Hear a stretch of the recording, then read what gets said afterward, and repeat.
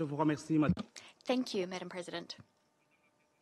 Madam President, I would like to thank Denmark for convening this important meeting of the Security Council. We'd also like to extend our gratitude to the UN Secretary General for his detailed report on the situation in the DRC and on the work that MONUSCO is doing. The SG's report sheds light on the major challenges the region is facing. The report is an essential instrument guiding our collective action. We welcome, Madam President, the presence of Ms. Bintou Keita. We underscore that Ms. Keita's stellar work, as well as the remarkable work being done by all MONUSCO personnel to discharge its mandate, is laudable. We welcome the participation of Ms. Charlotte Slente, Secretary General of the Danish Refugee Council, in this meeting. Thank you for your laudable efforts geared towards assisting refugees in the Great Lakes region. In particular, we'd like to commend the participation in this session of His Excellency Mr. Olivier Nduhungirehe, the Minister of Foreign Affairs and International Cooperation of Rwanda, as well as our colleagues from the DRC and Angola. My delegation welcomes the detailed briefings delivered to us this morning. They highlight the major challenges and the current tensions in the DRC. We reiterate our unswerving support to MONUSCO as it implements its mandate. At the same time, we would like to underscore that it is only a comprehensive political solution, as well as close regional cooperation, that will be able to put an end to the current crisis and achieve lasting peace in the Democratic Republic of the Congo. In light of the situation in the east of the DRC, we would like to make the following remarks. First, we'd like to speak to humanitarian concerns and human rights violations.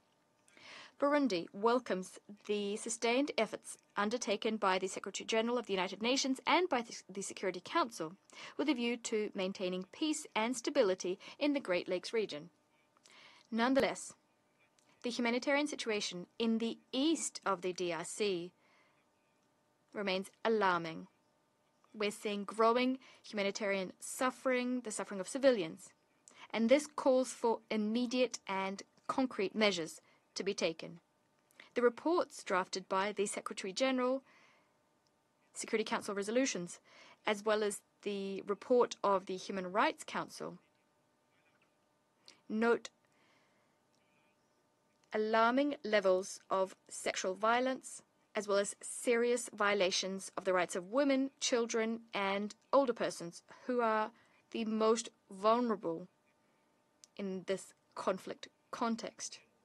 Burundi calls for stepped-up action so as to protect these vulnerable people and to guarantee their security and dignity, in keeping with the principles of international humanitarian law.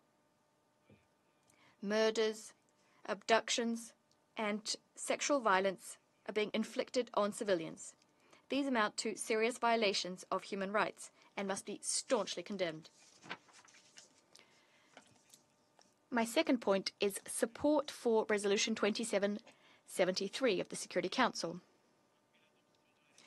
Over a month has passed since Resolution 2773 was adopted by the Security Council on the 21st of February. The resolution demanded the immediate end of the M23 offensive, as well as the withdrawal of Rwandan forces and of the M23 from Goma, Bukavu, and from all areas under their control, as well as the effective implementation of this resolution remains wanting. The Security Council is duty-bound to do everything it can to ensure the implementation of 2773 on the situation in the DRC, because the resolutions of this august body are legally binding. Non-compliance with these resolutions risks weakening the authority of this council, which is enshrined in the United Nations Charter. They could also perpetuate impunity in the Eastern DRC. This council has the means and the tools to make sure its resolutions are implemented.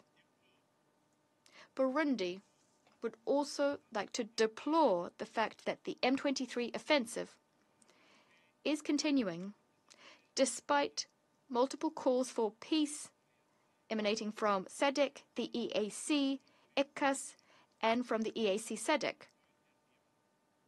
We've heard these over the course of the last 2 months.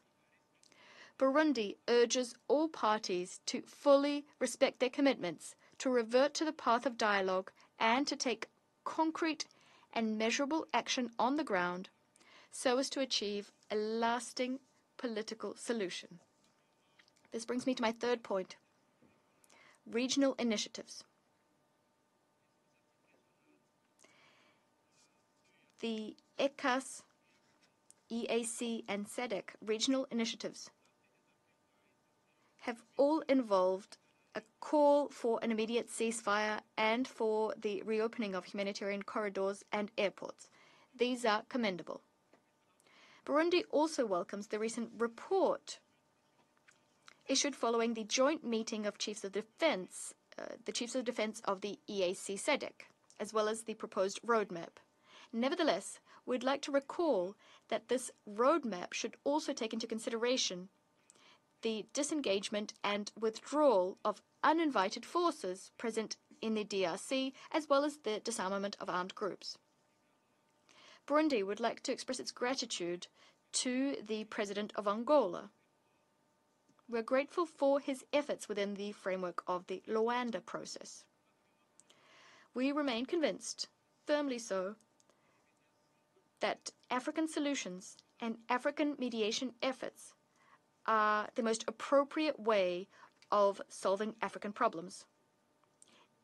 Any initiative that can contribute to lasting peace in the Eastern DRC, complementing the Luanda and Nairobi processes, which are on their way to being merged, any such initiative is welcome, although it is no substitute for existing processes. With this in mind, Burundi calls for an inter-Congolese dialogue that is inclusive. I'd like to highlight that. Without any meddling, in which all stakeholders would actively commit themselves to genuine and lasting peace.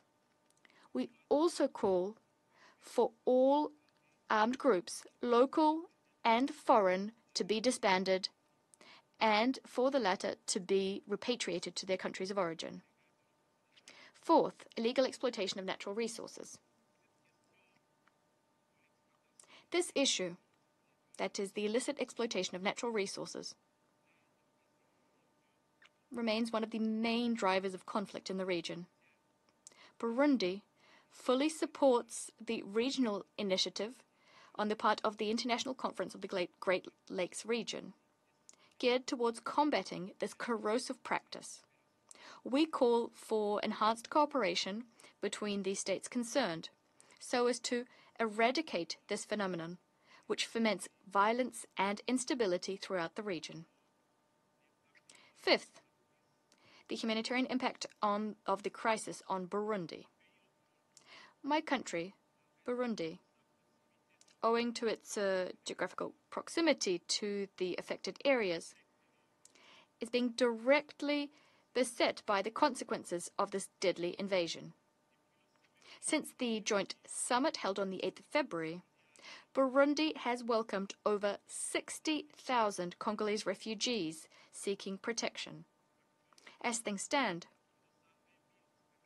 over 120,000 refugees are being housed in camps located throughout Burundi, exerting growing pressure on limited resources. Burundi urgently appeals to regional and international solidarity so as to confront this humanitarian crisis. 6. Our commitment to a lasting political solution.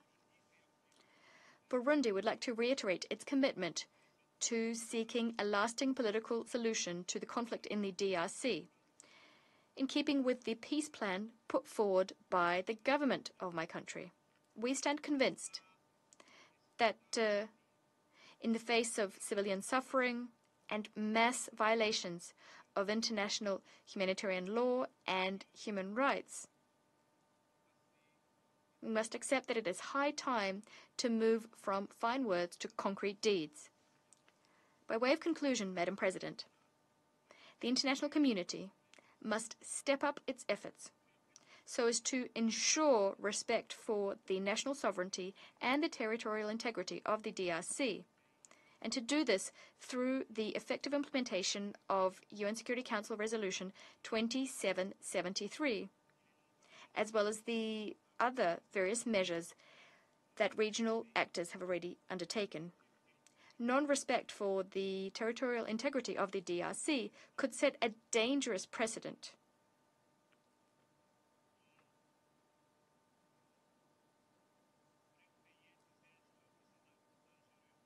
A dangerous precedent which some states could make use of to nibble at portions of the territory of other sovereign states. I thank you. For the statement. The representative of the Democratic Republic of the Congo has asked for the floor to make a further statement. I give him the floor. Merci, Madame. Thank you, Madam President. Madam President, I didn't wish to take the floor at this stage, but I've just listened to Rwanda's statement, and as such I'm tempted